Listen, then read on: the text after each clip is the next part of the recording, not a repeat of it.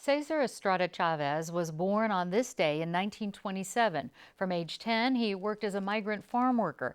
As an adult, he was a labor activist who fought to end racial discrimination, improve farm workers' rights, wages, and social equality.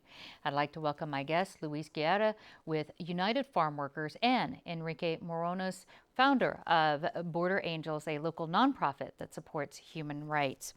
And Luis, how does the striking farm workers today in Baja compare with the movement in the U.S. that Cesar Chavez was involved in?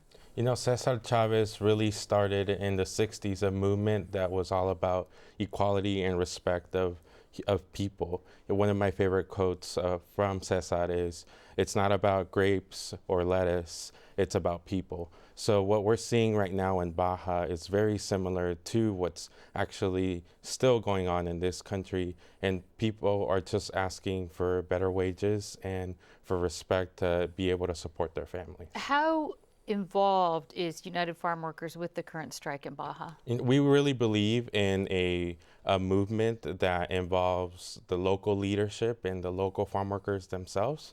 So we're there, you know, as supporters in solidarity and observing, but we're just there to help guide conversations, not to make any major decisions. And Enrique, you were with Border Angels. How does Border Angels help farm workers? The Border Angels actually started with the farm workers in Carlsbad back in 1986. These same type of farm workers, strawberry pickers, tomato pickers, their living conditions were horrendous. They weren't being paid fair wages, just like what's happening today in Baja and continues to happen in the United States. There's been improvements thanks to the great leadership of Cesar Chavez, but we still have a long ways to go. That's why it's so important that we all remember that we can all help with the process, be respectful of what the farmers in Mexico are asking for. Let's see how we can support them. We have met with them, we've had people with them in Baja California, and we will continue to support them and support the United Farm Workers with their petition on the farm worker issue in Baja. Well, let me just dig a little deeper on farm worker conditions in the U.S. in San Diego County and Imperial County today. What are they like today? They've had some improvements, but they have a long ways to go. We were in Imperial County just yesterday. We were with the farm workers in Baja on Sunday. The conditions that they live in, the lack of water, the lack of appropriate housing.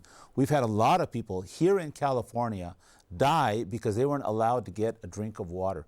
This is still happening today in California. People seem to think that it's always them, the other. It's us. President Obama once said something very prolific, which I always remember. Before we were us, we were them. We've all been in this type of a situation. Maybe it wasn't us, maybe it was your Italian ancestors a couple of hundred years ago.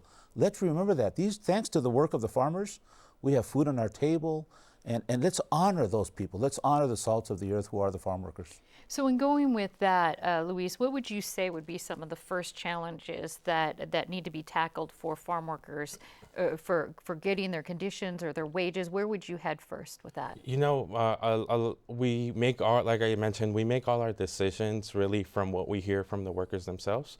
And something that goes across all the working conditions is a lack of legal status. So right now there's an estimated 2.4 million farm worker population in the U.S., and we're estimating that about 50 to 70% of them don't have legal status, meaning they're undocumented. So we are continuing to fight for immigration reform and figuring out ways to encourage our families to have access to other services. And I want to follow up. This has to be our last question, Enrique. So Cesar Chavez died in 1993. What kind of impact do you think he still has today? Cesar Chavez is an American hero. He was a veteran. He was in the U.S. Navy. His impact is felt every day with the youth. The Cesar Chavez legacy will live on forever. And let's not forget, this is the most powerful state in the Union, California, the 7th most powerful economy in the world. And the #1 industry is agriculture. And I would say it's closer to 80% of the workers are undocumented. Let's create a system in which we have an opportunity to let them get in line, live in a humane situation like Cesar Chavez taught us. All right.